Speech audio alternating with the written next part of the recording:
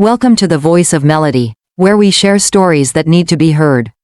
Stories of women who refused to stay silent. Stories of survival, strength, and transformation. Today, I want to tell you about a woman named Amara. But before I do, I need you to understand something. This isn't just her story. It could be your neighbor's story, your sister's story, your mother's story. This is the story of how pain, when it has nowhere else to go, transforms into something unstoppable. She stood in front of the mirror, barely recognizing the woman staring back at her.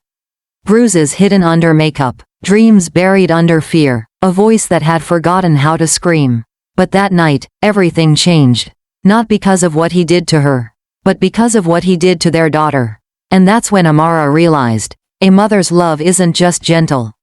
Sometimes, it's the most dangerous force in the world. Amara married young, 22, full of hope. She believed in love the way children believe in fairy tales, completely and without question. Rajan seemed perfect at first. Charming, attentive, he brought her flowers and called her beautiful. But flowers wilt, and words changed. It started small, comments about her cooking, criticism about how she dressed. Then came the isolation. He didn't want her seeing her friends. Her family was interfering. Her job was unnecessary. Within 2 years, Amara's world had shrunk to the size of their apartment. And then the violence began. The first time he hit her, he cried afterward. He begged for forgiveness. He promised it would never happen again. It happened again, and again, and again. Amara did what so many women do. She stayed. She made excuses. She believed that love could fix what was broken. She told herself it was her fault, that if she could just be better, quieter, more obedient, the man she married would come back. But he was never coming back. Because he was never real. When their daughter Maya was born, Amara felt hope again. A tiny hand wrapped around her finger, and she thought, this is why I'm here. I'll protect her. I'll give her everything I never had. For 5 years, she did. She shielded Maya from the worst of it. She sang lullabies to drown out the shouting. She painted smiles over her tears. Until the night Maya turned 5. That night, Maya had drawn a picture at school. A family portrait, but in the picture, her father was a dark scribble, separated from her and her mother by thick black lines. The teacher had called Rajan, concerned. When Amara came home, she found Maya crying in the corner, her small arm red with fingerprints. Rajan stood over her, screaming, "You're just like your mother. Useless, embarrassing me at her school." In that moment, something inside Amara didn't break.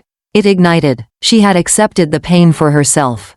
She had swallowed her screams, buried her dreams, sacrificed her dignity. But watching her daughter's tears, seeing that small body trembling with the same fear she knew too well, Amara understood a truth that would change everything. A woman. That night, while Rajan slept, Amara didn't sleep. She planned. She remembered her aunt's phone number, the one Rajan had forbidden her from calling. She remembered the women's shelter poster she'd seen at Maya's school. She remembered the small bank account her mother had secretly opened in her name years ago. For years, she had told herself she was trapped. But she wasn't trapped by walls. She was trapped by fear. And fear, she realized, loses its power the moment you decide your child's safety matters more than your own survival. Music builds. 3 days later, while Rajan was at work, Amara packed 2 bags. One for her, one for Maya. She left behind her wedding ring, the jewelry he'd given her, the life she'd tried so desperately to save. She took only what mattered, her daughter, her documents, and the strength she'd been building in secret for 5 years. At the women's shelter, a counselor named Priya took her hand and said, "The hardest step is the first one. You just took it, now we walk together." The next 2 years weren't easy.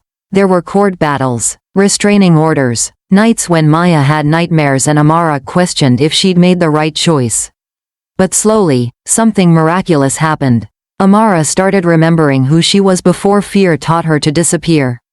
She finished the college degree she'd abandoned. She got a job at a nonprofit helping other women escape abuse. She taught Maya that strength isn't about never falling down, it's about standing up every single time. And Maya learned that her mother's love wasn't just soft lullabies and warm embraces. It was also courage, resilience, the refusal to let pain have the final word. Today, Amara runs a support group for survivors. She tells them what someone once told her. Your pain is not your prison. It's your proof that you're still here, still fighting, still worthy of love. Her pain became her power. And if you're listening to this, and you see yourself in Amara's story, know this. You are not alone, you are not weak, and you deserve a life where love doesn't leave bruises. This is the voice of Melody, reminding you that every woman's voice deserves to be heard. If you or someone you know needs help, please reach out to your local domestic violence hotline. Your story doesn't have to end in silence. Subscribe to the Voice of Melody for more stories that matter. Share this video to help someone who needs to hear it. Comment below, what does strength mean to you? National Domestic Violence Hotline, include local resources.